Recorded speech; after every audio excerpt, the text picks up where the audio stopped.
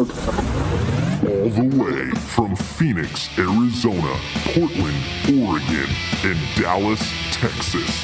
It's the Bros Before Elbows Pro Wrestling Podcast. Welcome to the Bros Before Elbows Pro Wrestling Podcast. This is episode, I believe, number 107. Jam-packed episode per usual, so we want to jump right in. This episode, we're going to be talking about the controversial naming of the last episode. We're also going to talk about, of course, is AEW versus NXT Round 3, and we'll also talk about the Raw Draft. Theron will be running in a little bit later during the show, but yeah, I am your one of your hosts, Anthony, the producer, along with my other host, Tommy Tommy Guns. And yeah, man, let's jump on in. What's up? Well, man, nothing much. It's going good on this Wednesday night. It's a controversial Wednesday night. Coming off the draft, coming off Bros Before Elbows Inception, talking about our last episode on this future episode. And yeah, a little Back to the Future. Let's go jump some timelines and then talk about AEW versus NXT and all the shenanigans that WB is going through this week. Eric Bischoff backstage and free agency and draft, all that good stuff. Busy week. Totally a busy week. Absolutely. I'm still trying to get caught up with everything per usual. It's hard to justify paying $9,000 a day for cable television, but you know. That's the state of the union of wrestling, man, these days, man. It's like a lot of wrestling everywhere, but it's like all like scattered in different places, not just on one 24-hour wrestling channel where it has WWE, NXT, and AEW and NWA all on one channel. That'd be kind of great. No, oh my gosh, that'd be so nice. But you know, one thing I saw this pretty cool little meme or whatnot, and of course, you know, you are a part of a bunch of different internet wrestling communities, Facebook groups, and you know, cage side seats, and this, that, the other, and of course, there's this like rivalry and divisiveness of AEW, NXT, Raw, SmackDown, NWA, ROH, New Japan. I mean, you name it, right? And this guy on a wrestling community that I'm on, Pro Wrestling Talk 24/7 on Facebook. Shout out to Denny, by the way, one of the main moderators. And people are bickering, and this guy just posts this little picture of a guy like putting his finger or his hand over another like cartoon person's mouth and just says, "Hey man, some people just want to enjoy it." I think I've seen that meme like for something for like DC versus Marvel movies or something, or or something like that. It's like anything on the internet, man. Like Walking Dead versus Game of Thrones, or Democrat versus Republican. I don't know if that's probably too serious for that, but anything, like any goofy internet like argument. Now it's like wrestling with AEW versus WWE. It's like, yeah, let other people. They can't, dude. This is not in people's nature, man. People cannot let other people have opinions on other things without like chiming in. Like, well, actually, guy is an internet meme, and like, I don't know, man. Like, you just can't, like, it's just impossible. It's like if you don't like something on a particular week, like that means you hate it forever. Or if you like something from AEW, it means you hate WB. If you like something from WB, you hate AEW. I don't know, man. Like people have to it's like people have to pick a side, like red or blue, or black or white, or green or purple. I don't know, man. Nintendo versus Sega. I don't know. Yeah, it's true, man. And so it was funny just to see that, because it's so true. I mean, we've talked about it before in some past episodes that now was the best time to be a pro wrestling fan, right? There's a plethora and myriad of different promotions out there, and it's an excellent, exciting time. So, you know, that meme has a, you know, hits a very good note, which is, hey, let's just enjoy it. You know, and it's to talk about the controversial naming of last episode. We got some heat on us, CagesideSeats.com, from some listeners, or one guy that didn't even want to listen to the show because of the name of the title. And you know, I encourage that listener, that person, you know, you should listen to the shows because it explains why we named it that episode, and there's some logic behind it. So, you know, classic, you know, mom or dad telling you when you were a kid, don't judge a book by its cover. don't judge a title or a podcast by its title. If anything, it should be more intriguing as to, well, why did they say that AEW is eating WWE's lunch? And but I just think that's cool. To me, obviously in pro wrestling, you want to get some sort of reaction from fans and from the crowd. And I think that's cool, even though it's like, it's kind of some heat. I think it's fun. And, we love the feedback, by the way. So, there was some other comments on there about the show sounding kind of draggy. I don't know exactly what that means, but I can tell you that, myself got a new mic. Theron T Money's just got a new mic. Tommy's had an excellent mic. We're doing some new editing things to hopefully make the show sound cleaner. Last episode, there was a little bit of mic bleed, and that's always tough to edit with because there's bleed in the mics, and then there's, a kind of an echo and lag. And so to those who did listen, if it didn't sound, up to your quality or standards, keep listening. The show is evolving, and it's always going to get better. We've been around for 5 years, man. Like, this is like a pre Daniel Bryan headlining WrestleMania type show, man. This is CM Punk was still working for the WWE when we first started recording the show. So, I mean, they talk about evolving, but I think one of the guys who was commenting on our show on KHIC, his screen name was ROH is overrated. So, I mean, take that guy with a grain of salt if he dedicated a whole username to KHIC, just bashing ROH every time he comments. Like, when did he write that, man? Did he write that when Kevin Steen and the Young Bucks were in ROH, when the Briscoe brothers and Adam Cole were running things? Like, when did he become a member? I'm curious when he chose ROH was overrated. Like, was CM Punk and Samoa Joe wrestling in ROH when he chose to pick that name? I'm really curious about his origin story. But even on Twitter, we got some feedback. So, because we're in a Twitter group for podcasts, so I posted in that. I asked the question: is AEW good, or is WWE just really bad right now? Like, are we having our like blurred lenses? Like, are we looking through like rose-colored glasses because AEW is really good right now, or is just like WWE so much of a tire fire by comparison that AEW is looking great because WWE keeps stubbing their own toes and not putting their best foot forward the last couple of weeks when they should be putting their best foot forward because they finally have some competition on cable television. So I'm just kind of confused. Like, I'm kind of wondering where are we in that space is like, as far as judging that goes. I'm like, that was a good question. I don't even know the answer myself. It is a great question. Some people will base it just on ratings. Some people will base it on, storyline and whatnot. And we all know it's a soap opera, dude. It's evolving. It always changes. But I think what's funny, and again, I'll reiterate my logic behind AEW eating WWE's lunch is, again, like, is WWE just bad right now? And if that's the case, then again, they're leaving a lot of food on the table. And AEW has swooped in and has said, hey, if you're not going to eat that, we're going to eat that.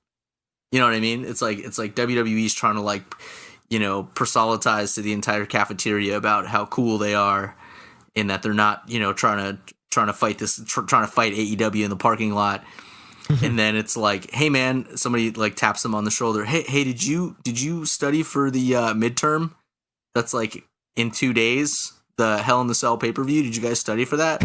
Oh, what? Like, I've been too busy trying to, huck my pudding and, trying to like convince everyone that we're the coolest kids in the cafeteria. And then AEW is like, hey man, right? If you're not gonna eat that corn dog or sloppy Joe, we're just gonna eat that. Like you guys are too busy trying to like do this, trying to be the cool guy in the cafeteria, and we're just guys in the cafeteria, and we're just gonna eat that. So that's my logic. Like, that's my reasoning behind, why we named that episode. So piggybacking off that, man, like WWE's at school. They have a final exam. They have a big paper due, and they're just on social media, or on Twitter, on Instagram all night, and they're not doing their paper. And that analogy is they're messing with Tyson Fury, messing with Cain Velasquez, and they're completely ignoring their draft and like rebooting their whole like rosters, and it's kind of suffering from that. Like, they don't have a focus right now. They messed up the Fiend, Rollins.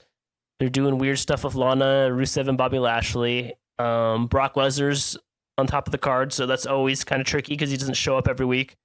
So it's always tricky navigating that. Like, stepping over through that fire, and they still don't know how to navigate that. So a lot of these wounds are self-inflicted by WWE, and they're like they didn't study for their final exam, and it's kind of showing in what they gave you, what they handed us, which was the WWE Draft, which was Hell in the Cell, which was the Raw and SmackDown premieres. It's all been not up to standards. The only thing that has been up to standards is NXT, and not many people are watching that as compared to Raw and SmackDown. So I don't know.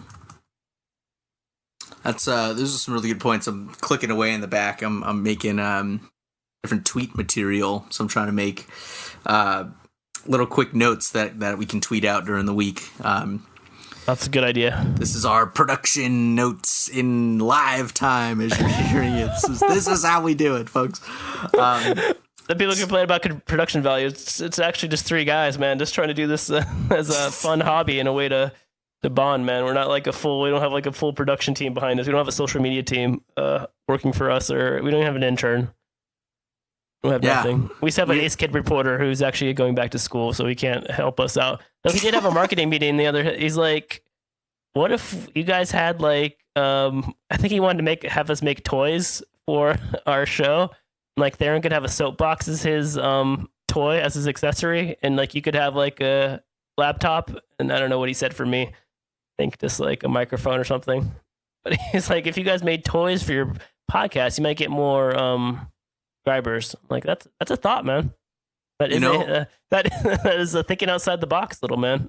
Ace Kid reporter. I love kid logic. Well, if you just had toys.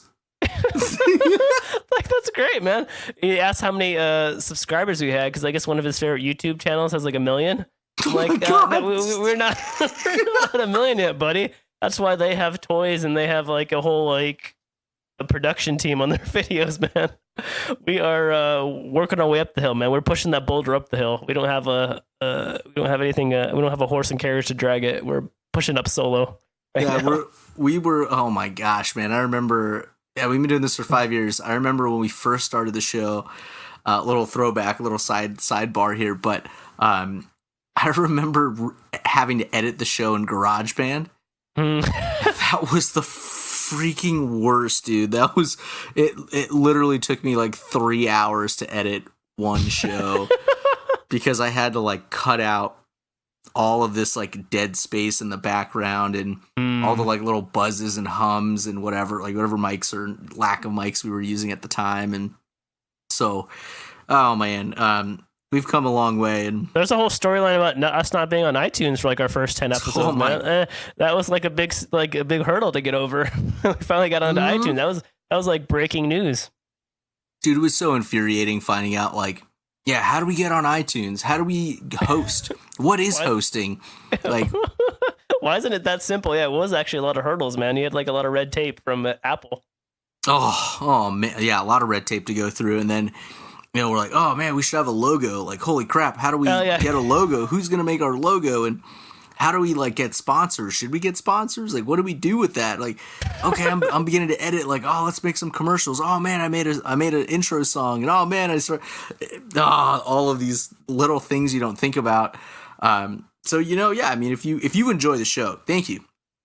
If you don't enjoy the show and you think it's like total dreck and garbage, well, you know what? Like, I don't really care. Because I would love to hear your podcast. I would love to hear your banter, and I would love to hear how you produce and come up with content. So that's kind of my little like heel statement, I guess, is saying like, if you like the show, great, thank you. We love that. If you don't like the show, well, okay, it's not for you, but that's that's a moment. Scorpio Sky from SCU. They're doing a match tonight on Dynamite, and his shoe came off like halfway through the match, so he wrestled with one shoe for like most of the match, and then he found there was like a break spot, and he found his shoe, and he picked it up. He was like, "Yeah," and then he threw it in the crowd. And he's like, "Yeah," and the crowd went wild, and someone threw it back at him. Someone threw his shoe right back at him, and he was like, "What the?" He was not expecting that reaction, and that's like that's our fans right now. We're giving them stuff, and they're throwing it right back. We're like, huh? We're improving production. We're having logos. We're having sponsors, commercials, guests. Third mic added, and they're throwing the shoe back right back at us. Exactly. Oh my gosh, that should be the name of the episode. The shoe is thrown right back episode. Oh man. Oh, Wonder what Darren is. I'm not too sure. He's not messaging me or anything, but I'm sure he's gonna have a lot to say about the about the draft or whatnot, which I don't doubt. I don't know what happened with the draft. I just know a lot of people are peeved. I just know right now a lot of people are angry, just around the world. A lot of people are upset right now, and again, I'm trying to be sanguine about everything and hopeful that like now is a good time to be a wrestling fan. Like no matter what. Yeah, I'm sure he's got some insight or opinions about what's going on with the draft. As you mentioned, Tommy, that they WWE kind of stepped away from being prepared. What happened with the draft? I haven't read anything, so I'm that wrestling friend that's like, I really like wrestling, but I haven't watched it this week. Fill me in. It was confusing, man. Like they hyped it up and just wasn't good in execution. So it was broken up into 2 nights. Night 1 was on SmackDown.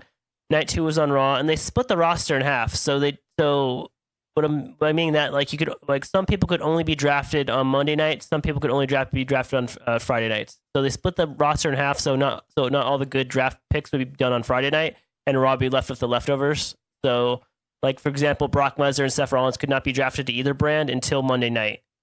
So like on Friday night, I think the top picks were Becky Lynch, The Fiend, and Sasha Banks, or I think were some of the top picks. But they did it in practice. They hyped it up like it was going to be different, but it was basically Stephanie McMahon coming out and reading like 5 names, and the crowd didn't know how to react. And it was just weird because it didn't make for a good product on TV, and it didn't make a good product for the live crowd because they're just watching Stephanie McMahon read names, and none of them were really surprises. Like, okay, Sasha went to Raw, but or Becky went to Raw. Okay, that's surprising. But The Fiend went to SmackDown, so that's kind of surprising. But they didn't really have time to marinate, so it was like weird because they did a wrestling show in between the draft. So they did like wrestling matches in between the draft. And they kind of affected it or not, but it was just really confusing how they did it. It just it just didn't work out. It just wasn't very entertaining in practice or in theory, I guess. People were saying maybe they should just done the draft on the network as a separate thing and just do SmackDown and Raw as regular shows and just announce the results like on a crawl or something down below or something. But the way they did it did not work. And they framed it differently. It was like USA versus Fox was like how they're framing it. It was like which network could get the better superstars, but the way they had the draft by separating everyone to that pool from Friday and Monday night, it kind of broke up any momentum and no brand really got stacked either way. It's kind of just like, okay, even split, nothing, not too much change, and that's that. It wasn't very hyped at all. Like, I guess I'm looking for like Brock Lesnar's on SmackDown now. Bayley's on SmackDown. Charlotte Flair's on Raw. Andrade's on Raw. Like, nothing really too mind blowing. Where's Seth at? Seth is on Raw. He was the first pick on Monday. Seth's on Raw, but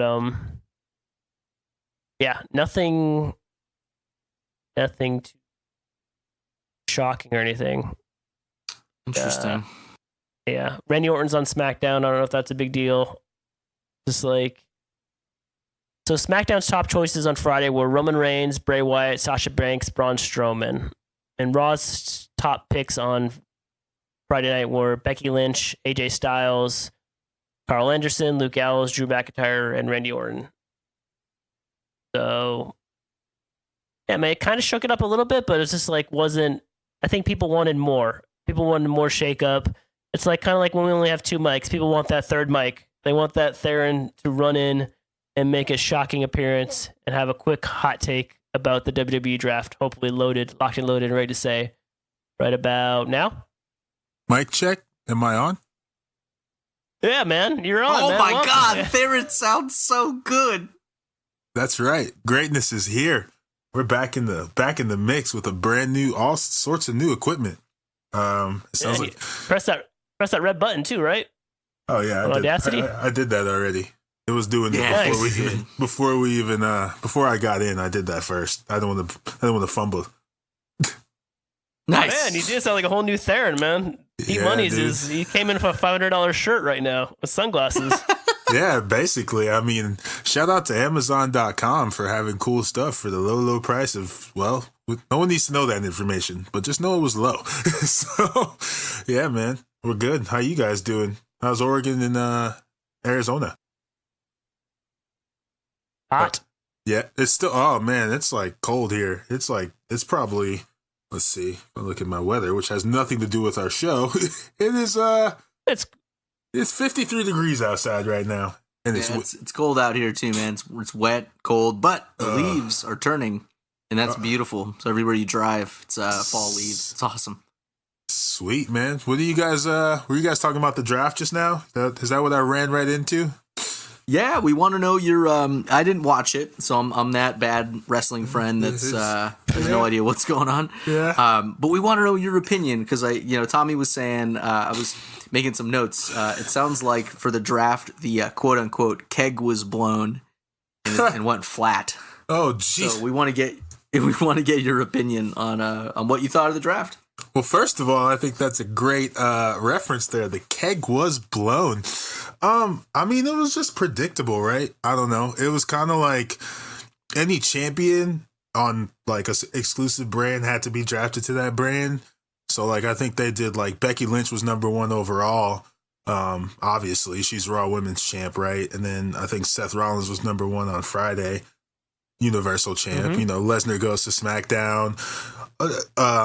There wasn't any real big surprises. The biggest one was The Fiend getting drafted to SmackDown. I guess it's called Friday Night SmackDown. But like outside of that, man, it was just boring because like drafts in the past, like I feel like the wrestlers would come out, like the big named guys. And I remember Cena getting drafted twice in one night, and I think he came out both times. But now it's just like Stephanie McMahon. So I don't, I don't know. I thought it was cool that they tried to do like a real draft, like they had a war room, which, I'm gonna keep the lines blurred, but it was cool that they like were reacting and getting all excited for their picks. I thought some of the moves were, for the most part, like I said, nothing was really questionable. Lesnar goes to SmackDown. The biggest thing though is why is the Fiend on SmackDown? Like I don't get that. I thought he would get traded back, but they kind of went with Alexa Bliss and Nikki Cross. That was like the big trade that they rumored to be the trade. So even the trade wasn't cool, man. Like they typed up a trade for Tuesday night, and then basically the trade was Raw giving Alexa Bliss and Nikki Cross to SmackDown, and Raw didn't get anything back for it. Because they said they're future considerations. Like, what? What is that supposed to mean? What the future's now, dude? Like, like, what are you waiting for? You have a show every damn week. Like, what is? There's no futures considerations. There's no off season. It made no sense. I don't know, man. It's almost like they just keep shooting fish in a barrel. That's probably a horrible reference because I think when you shoot fish in a barrel, you win. They're just, I don't know. I'm not sure. I'm not really sure. I've been working they're shooting fish in the barrel and they're missing themselves. And they're hitting themselves on the foot instead. Seriously, man. Like I hate bashing WWE because I mean we all tune in. I'm over the Fiend not winning at Hell in a Cell. I think that the point of that was to tell a longer story, but then it's just kind of weird because why would you put him on the brand that he's not feuding with the number 1 with the champion? He's feuding with the other brand's champ. So are you not doing brand exclusivity? Is this like, are they going to have like they're going to finish their feud and then he's going to go to SmackDown? Like, I'm so lost there. I don't know. But I like the story now, I guess, because I think they're going to do I don't remember. They're doing some match in Jeddah and then they'll probably have one more match maybe. So, I don't know. I guess. I give the draft overall, I'll just give it a C. That's the most common answer. Hello, C. Man. Why? Hey man, C's get degrees. C's do get degrees in pretty much every case and jobs. So shout out to the C's. You know what? One thing Tommy and I were talking about before you ran in was this analogy of like high school and the idea that like WWE is this, this person in the cafeteria that's like trying to like spread the word of how cool he is, and like a friend comes up to him and is like, "Hey man, did you study for the midterm?"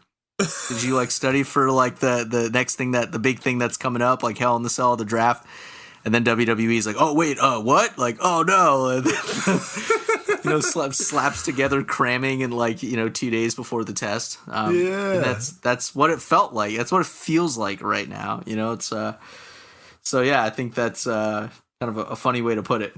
The dog ate WWE's homework, man. Apparently. Exactly. I guess. I don't know. The big dog. Stays on SmackDown. Like, I really thought he was going back to Raw. I don't, it's whatever. He's not the most hated thing in WWE anymore, I don't think. He got a lot of boos on Friday, but, whatever. But yeah, man, we'll see. I don't know. I'm still lost in the shuffle of what's happened. A question I have for y'all is, do you like that there's like this long gap now between Raw and SmackDown? Like it's not long, but it's like 4 days. So like I'm used to like Monday, Tuesday, both shows, which sometimes I fail at watching. But now you have like Monday Night Raw, and then you have to wait till Friday to get to SmackDown. And, for now, I guess we're going to get cross promotion, but I'm assuming it'll go away. Like, do you guys like that format, or are you like, it was better on Tuesday? Or do you just not care? The first thing that comes to my mind is, oh man, I'm not going to be able to see Raw in Portland and then drive to Seattle and see SmackDown. True. That was my first thought, was like, I can't go see back-to-back shows. I'm going to have to wait a couple of days to then take a road trip, assuming what the road schedule looks like. But yeah, to me, I don't care. It doesn't really make that big of a difference. Again, it's just crazy that there's so many hours of wrestling now. Yeah. That again, it all ties back to just enjoy it. We're all enjoying wrestling as a whole because there's so much of it now. It's such an abundance. Wrestling is in abundance, and it's so cool because it's no longer, in my mind, take this for what it's worth, right? But it's no longer this like faux pas or this like silly, you watch pro wrestling. Like, I really feel like nerd culture and just the culture of like sports entertainment is like cool now. And it's like, yeah, man, I watch pro wrestling too. Like, and then it's, then the conversation is no longer, is it just WWE, or is this guy going to throw up, signs of like a wrestler from a different promotion? And if you happen to know that, like, I think that's a cool way to instantly bond with other people. So yeah, to me, it doesn't matter if it's 4 days split between Raw and SmackDown. It's just it gives a breathing room, maybe. Yeah, I was gonna say, in theory, it could be good, but then then Wednesday night became a huge night. Like, even it would be cool if like AEW and NXT weren't on Wednesday. I think it'd be good for the main roster because then you'd have that break, that little breathing room. But you really don't, because on Wednesday, which is tonight when we record now, you have probably the busiest night on TV is now Wednesday night. It's not Monday night anymore. It's Wednesday night because you have NXT and AEW going head to head. So that's 4 hours right there. So yeah, I think it could have been good for WWE, but and then they NXT put their brand on Wednesday night, so they added 2 more hours to the schedule. Instead of, in theory, giving your fans a break for 4 days, you don't really give your fans a break now because Wednesday night's probably the main night of wrestling. And so, yeah, and even on pay-per-view nights, I mean, what's going to happen when there's a Raw on Monday, NXT and AEW on Wednesday, a Friday Night SmackDown, a NXT TakeOver on Saturday, and then a pay-per-view on Sunday?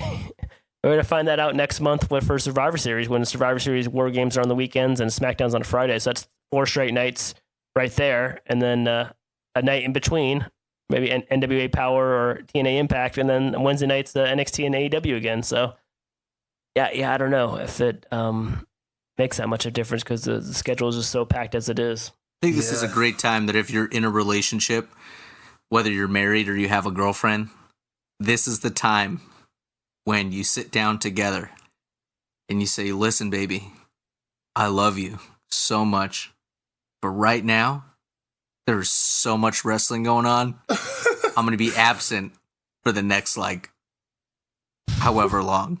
That would probably be eternal because I she's supposed to ditch you, man, for a non-wrestling fan. Yeah, she would. That's probably why I'm single. Not really.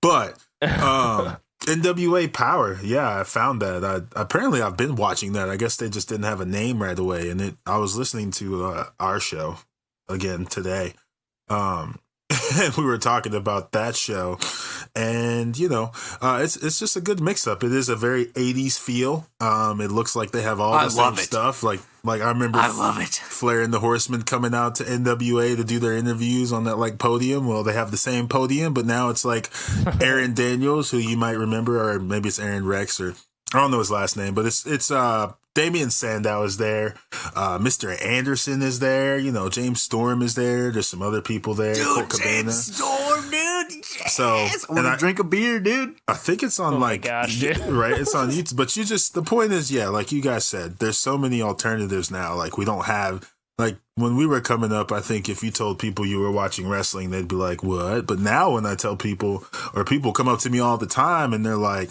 so you do like a podcast on wrestling? Like these are work people. I'm like, yeah, man. They're like, I watch wrestling. I'm like, you do? Or they're like, I used to watch wrestling. And then like, you made that connection. Or the ALCS is on, or whichever one's on Fox Sports, and it goes off. Mm-hmm. And then that, whatever that show is called, comes on, and people are like, what am I watching? And then you start talking about wrestling. So like, and then they're like, have you heard of this new promotion? Did that start? And I'm like, yeah, man, it did already. So like, I'm seeing that.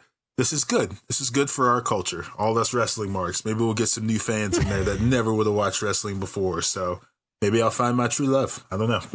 Who knows? I think it is a perfect storm, man. If AEW starting on TNT, and then the Fox deal with WWE is really good for WB because they're getting like on mainstream sports channels like Fox every Friday night. Okay, that's like with your local news, with like getting promoted with NFL on Fox, getting promoted with the World Series and the ALCS and the championship games that are on Fox. They have college football on Fox, a bunch of big games there. And that they're all promoting WWE when you watch that. So it's getting promoted with other like sports properties. So like WWE is not just in the back room. It's now brought to the center stage and positions alongside all these big sports properties from Fox. And then like you said, that backstage show, they're starting on every Tuesday. It's going to be like a sports talk show for WWE every week on Fox Sports 1. So that's going to be cool too for WWE and good exposure. Cause like you're going to say like fans who are watching sports on Fox Sports 1, they're going to maybe leave the channel on. They're going to see some WWE programming just by accident. And I think that's pretty cool. And then couple that with AEW on TNT. TNT known for basketball, NBA on TNT. They're going to be promoting that heavy. They have the Premier League. And TNT's always been a pretty big cable channel, so I think that's huge. It's kind of the perfect storm that AW on TNT and WB on Fox are happening on the same time, like literally within the same week and a half of premiering on the same at the same time. It's kind of the perfect storm. Yeah, I like it. James Storm. For James Storm, I guess they're talking about James Storm, Mr. Anderson, and Magnus. I mean, come on, Damian Sandow. Oh no, selling points for NWA Powerrr. Come on, man. Those are their top stars right now. I mean, that's Eli Drake. Oh, they also have. Who that is. You don't know who Eli Drake is? Eli Drake. He says it like that. He was in Impact. That's probably why you don't know who he is. He was once their world champion. I'm sorry, Impact Wrestling. You've been swept under the rug in all this, even though they have Tessa Blanchard and they have. Tessa Blanchard. And so, but yeah, man, get excited. What else are we discussing here? I think we've given our take on all this new stuff and all this new brand exposure, which is really cool. And then they're tying everything in with Fox is doing all this sports tie-ins. Like I think I saw WWE on NBC Sports Network. I think that was because USA is owned by NBC.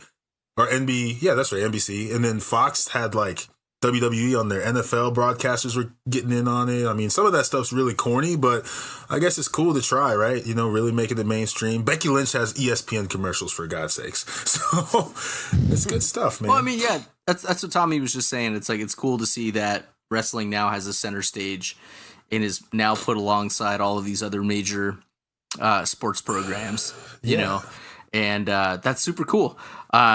Yeah, I mean, we were previously, to answer your question there, and we were talking about, originally we were talking about the name of the last episode with some heat that we drew from CagesideSeats.com. Really? And we had addressed it. There was some comments made like, I'm not going to listen to your podcast just for the name. And then another one was, I hope I never see the title like this ever again, or something like that. Are they mad at us because we're speaking the truth, or what is wrong? No, I just think it's just the internet wrestling community, man. It's like, which brought us to the conversation of like, now is an excellent time to be a pro wrestling fan, and now is a time to like just enjoy it. We were talking about a meme about, just like let them enjoy it, like let me enjoy this, but either way, so it was just funny to get like some heat and some feedback, but we love the feedback regardless, like, of course it was awesome. It's good to have that banter and that stuff. Real quick before we jump to any other hot topic or new topic, quick little shameless plug here. You are listening to the Bros Before Elbows Pro Wrestling Podcast. We're all over social media. You can check us out on Facebook. You can check us out on Twitter. You can find us on YouTube, subscribe. You can find us on Podbean, subscribe. You can find us on iTunes, subscribe. We're also on Instagram, where we have a lot of memes. And so share the show with a friend. If you're a pro wrestling fan, regardless of what promotion you follow, whether you think one's better or not, or you just love all of it, we want to have that conversation, right? We want to include you in. And as you can tell throughout our show, we will mention you. We will talk about the conversations that we're having, because that's fun, right? That's just like Theron was saying. It's, people that you never thought would watch wrestling or be into wrestling or into wrestling. Now is the time when it's on center stage. So, be a part of that conversation with us. So find us on social media. You can search for us, Bros B4. That's the number 4, Elbows. Again, we're plastered all over social media. You can also send us an email.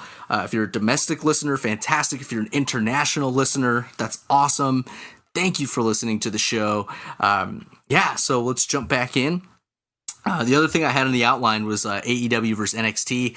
I think we've been having that conversation. Right.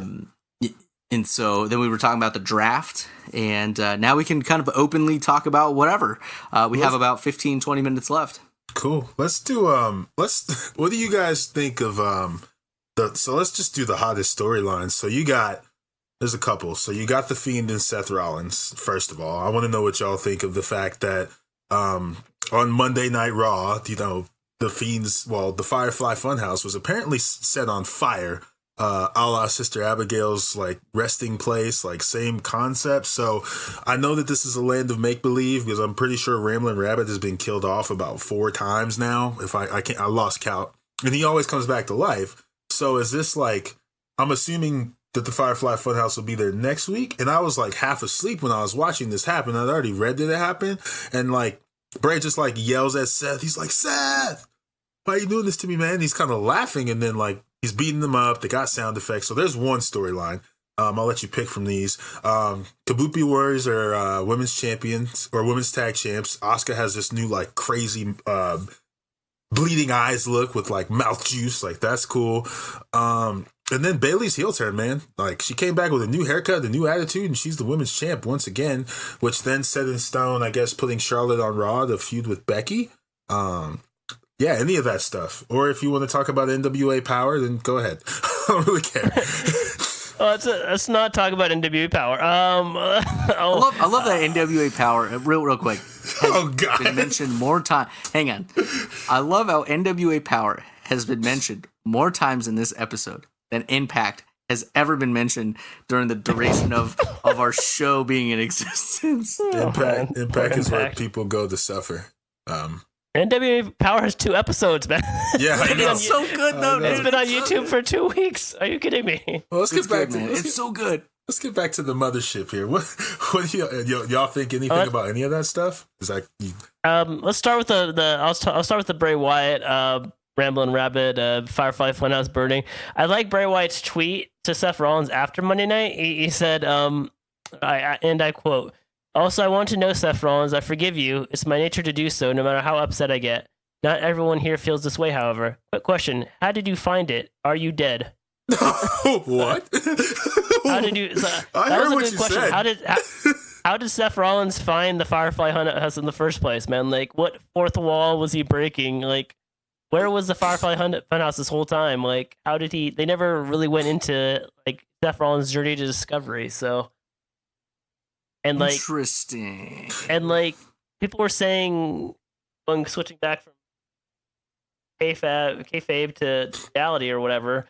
People were saying they wanted to burn down the Firefly Funhouse because Fox didn't want that on their TV show on Friday. What? Which I think is insane. Like, that is literally insane, because that's like one of the best parts about the new Bray Wyatt character are those little vignettes, are those well produced, like, quirky segments. So if that's true, man, I think that's just insane. And I know that's just a rumor right now. I don't know if that's a report, but I think that would be insane. But I think that was a step in the right direction for the feud. I'm still not all the way into it because they ruined it so bad at Hell in a Cell, but they're moving in the right direction. I kind of want to see what they do on Friday night, I guess.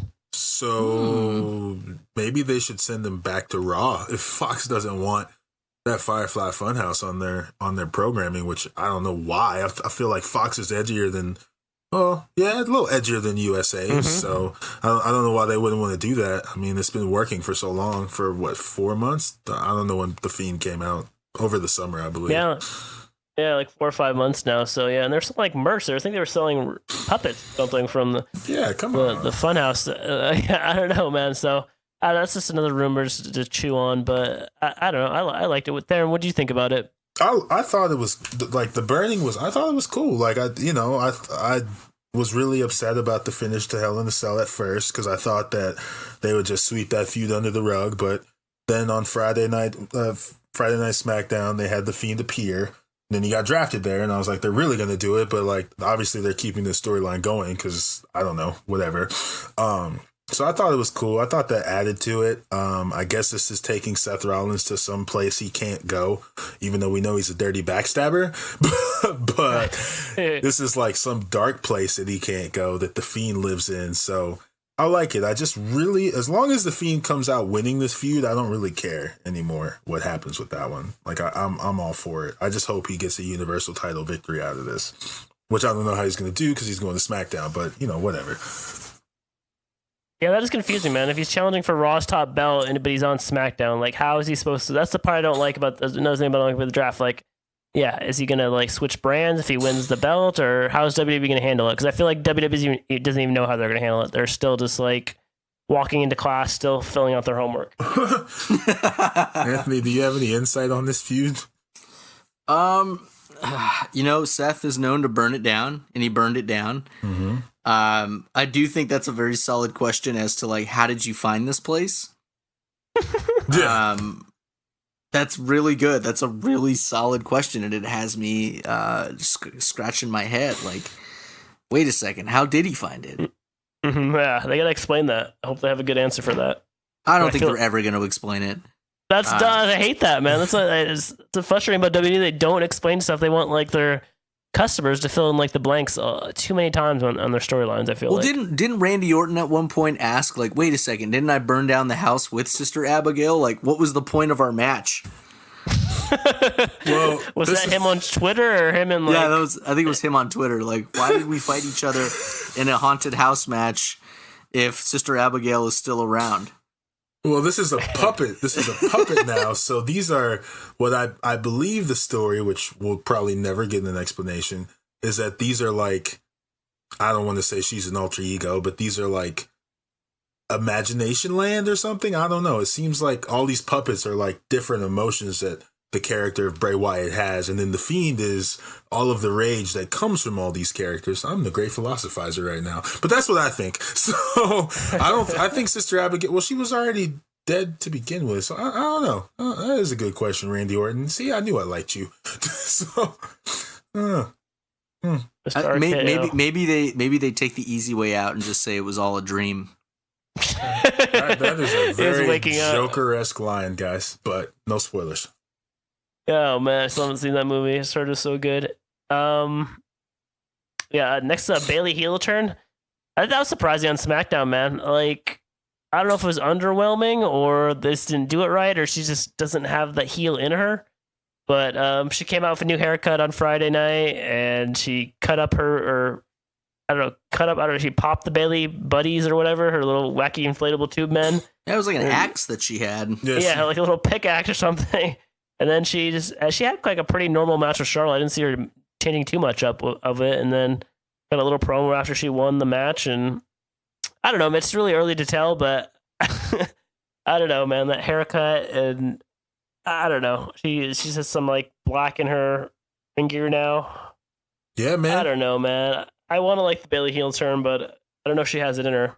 So. What? I thought it was cool. I thought it was well, I don't think it was the coolest thing they've ever done, but I mean, maybe this is because we said they should do this like a year ago. So again, they've been listening to our show. I didn't say give her a haircut, but I mean, they cut the hair because I think they wanted you to not ever see her with like that side pony anymore. The slicing of the Bayley buddies was like, I don't like you people. And then she used she dropped the B word on there and said, screw all of you.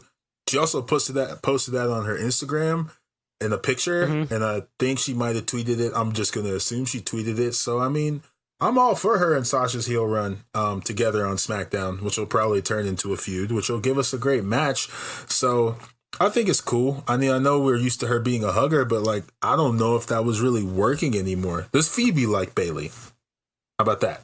That was a good question, man. My 5-year-old little future luchador. Yeah, I think she was more interested in like Alexa Bliss and Becky Lynch to be on Ronda Rousey. She's more interested in more physical, more outgoing characters. And then she wasn't even interested in that much in Bayley. I think it just more speaks to Bayley's main roster run that like she can't even catch the attention of the main demographic she's shooting for, which is kids. Huh. I mean, it's probably time to flip it over. So.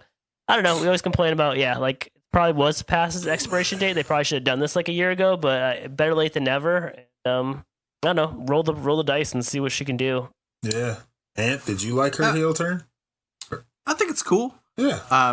Definitely, again, she was absolutely due for a change of character, change of pace. Coming out and getting rid of the wacky inflatable dudes, perfect. New haircut, new do.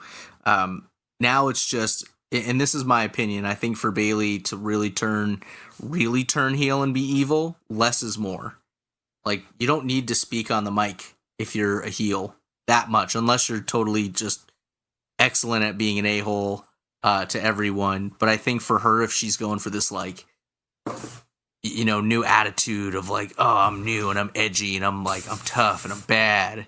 Like, you don't need to say much. You can, like, make faces at the camera or, like, give crappy interviews, like, one-word answer interviews, and just tell everyone, like, you're not worth my time, like, to answer these questions, or you fans aren't worth my time, like that. Like, if she could pull that off, then I think that's really going to solidify, her evilness. But I do think it's cool, and I'm willing to participate in what she will bring forth. If it's total garbage, then we'll know really fast. Mm-hmm. But if she can keep it going and sustain it, then I think it can have some cool impact. Well, the last big female heel turn was your girl, Becky Lynch, and that seemed to work out just fine for her. So maybe we'll see if they can strike gold twice. I'm not saying it'll be the same, but you never know. That's true, man. That's a good point. Another thing, one of Theron's topics, maybe when I was on the cutting room floor, is how about Eric Bischoff being fired for WWE after being hired 12 weeks ago? He moved. Yeah, I don't know, man. He moved from Wyoming to Connecticut, man. He moved all his stuff from Wyoming to Connecticut. Now he has to like move back. And I was reading through Twitter while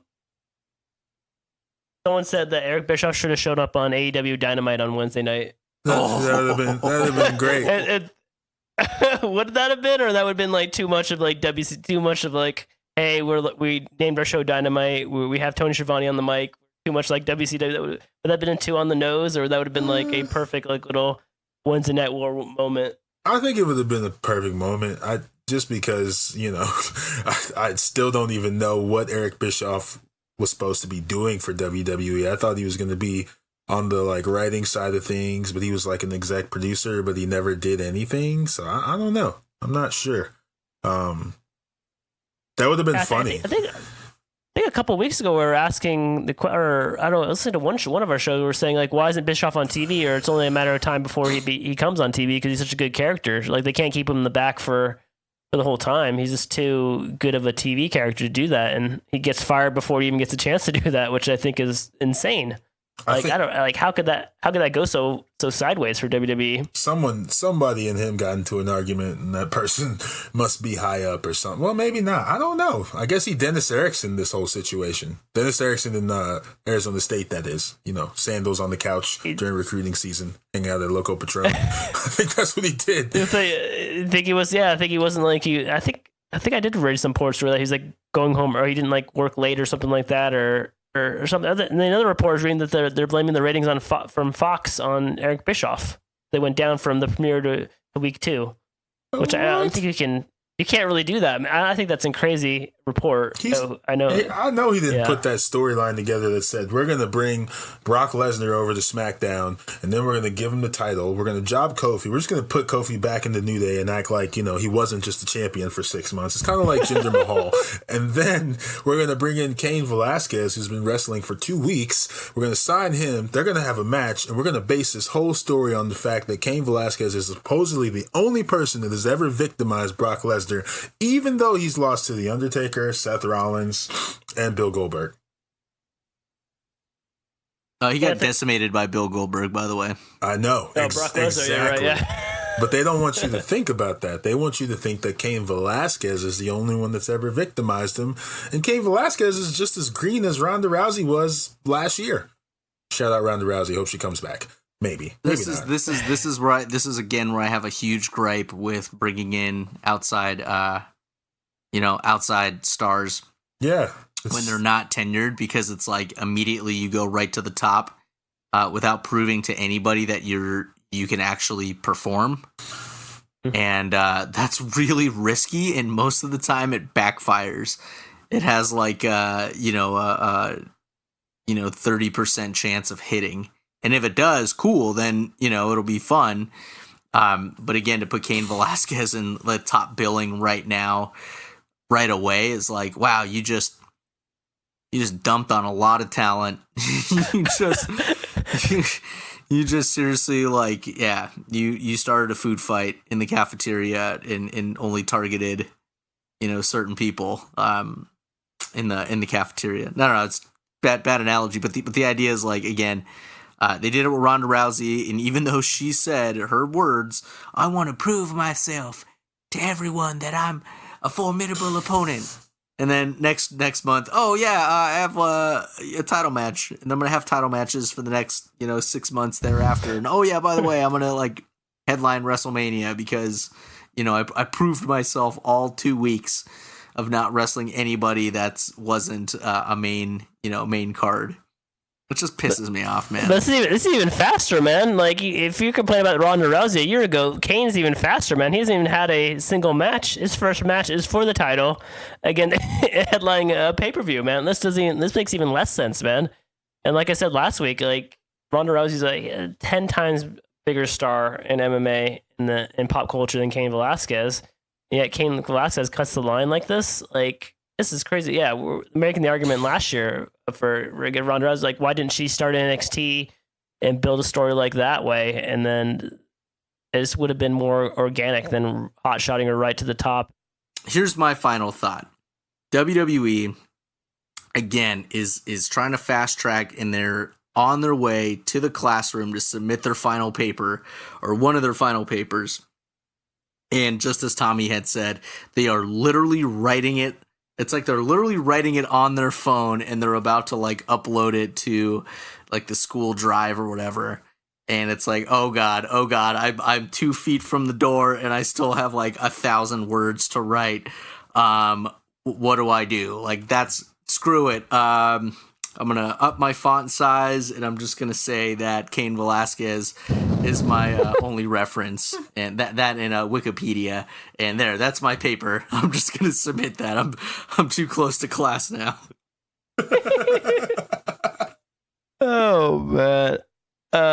Just piggybacking on that final thought. I totally forgot what I was going to mention. Oh man, I totally mind blank. I think WWE's putting its best foot forward. I think here it is. Like, we always complain for the past several years that WWE during football season, they always kind of take a break after SummerSlam, like to Survivor Series, to the New Year, even towards like Royal Rumble. They'll stretch out that October, November, September, even December because of the holiday season. They'll stretch it all the way out to the build to Royal Rumble in January. And this year they weren't afforded that opportunity. They had to put their best foot forward because of AEW, and they were forced to kind of scramble and do something. This is like they're supposed to be WWE's like punting season, where they kind of like take off because it's football season. They're not going to get killed on Monday nights anyway. There's no point of really going crazy of storylines. But this year they haven't been afforded that opportunity thanks to AEW. They had their chance to put their best foot forward, and so far they have not. They've just stubbed their toe repeatedly, and that's what has me scratching my head. It's not that we're biased for AEW. We're just like questioning what WWE direction is they're going to. They keep running into walls, and we're wondering why the biggest pro wrestling promotion with the most stacked roster ever, with huge money behind them, why they keep bumping their heads against the walls, why they keep going through the maze and hitting dead ends. So I think that's why we're questioning stuff, and not because we're biased against WWE. We want to see WWE have good storylines and have awesome feuds and awesome matches. We're just questioning why they're not right now when they should be putting their best foot forward, and there's not happening. So that's just a big question for us right now. Darren, what's your final thought? So it's just goes right along with what you guys are saying. Like, you know, for the longest while, ever since the Monday Night Wars ended, we've had, you know, just this is our break season because they don't want to compete with Monday Night Football. Anyone that still watches baseball, you know, the World Series and stuff like that. But now AEW's here, not to mention all the other promotions and other things that people watch, and like they're hot on their heels, and they're only 2 or 3 weeks into running their weekly episodic programming, and they got them scared, but we're just waiting. So what WWE is doing is making us want to watch because we're holding our breath waiting for them to do something that will make us be like, oh yeah, this is really cool. But what's happening is they just keep stubbing their toe, which is so weird because they're like the masterminds. They've been the biggest promotion in wrestling for as long as I can remember. So it's like, I'm excited for, you know, what AEW is going to continue to do, because what we see with them is just like, we don't get these like weird storylines with unexplainable finishes. We get like two people don't like each other and now they're going to fight about it, or, you know, we get a heel faction that no one likes, or some people like Jericho, whatever. We got cool characters to get behind, and we're going to get in the ring and we're going to wrestle. You know, WWE is doing stupid like cuckold storylines with Lashley, Lana, and Rusev, which make no sense. I guess that's just to give them something to do. One of the hottest tag teams in their promotion is at home because they have nothing for them. I'm talking about the Usos. You know, so it's like we're just waiting to see what they do. Like, there's some things I like that they do, but it's like I feel like they just missed the point on their main event scene, like week in and week out. Like Brock Lesnar versus Kane Velasquez, The Fiend versus Seth Rollins is just like, it's cool. I don't mind it, but it's like, I feel like you guys could be doing so much more with all that talent you have, and you just keep letting us down. So yeah, shout out NXT because they're not failing right now. That's how I feel. All right. Fair enough. Well, this was jam-packed episode of the Bros Before Elbows Pro Wrestling Podcast. You can find us again all over the place on social media. Podbean, subscribe, iTunes, subscribe, find us on Facebook, leave some comments, give us a like, of course, follow us on Twitter, be a part of the banter and the conversation. YouTube, check us out on YouTube. We do some little promo videos every now and then. Instagram, we are cutting memes, and we, believe it or not, we actually have a Tumblr page. So if you were a part of Tumblr, we actually have a, and the podcasts go directly to Tumblr, so which is kind of cool. So that's been updating behind the scenes for some time, but nonetheless, share the show with a friend. Again, we appreciate all the comments on Cage Side Seats. Big shout out to, again, those who have commented. We look forward to doing another show. Elbow drop your friends. Do good things. He stole your line. I know, man. Elbow drop your co-hosts.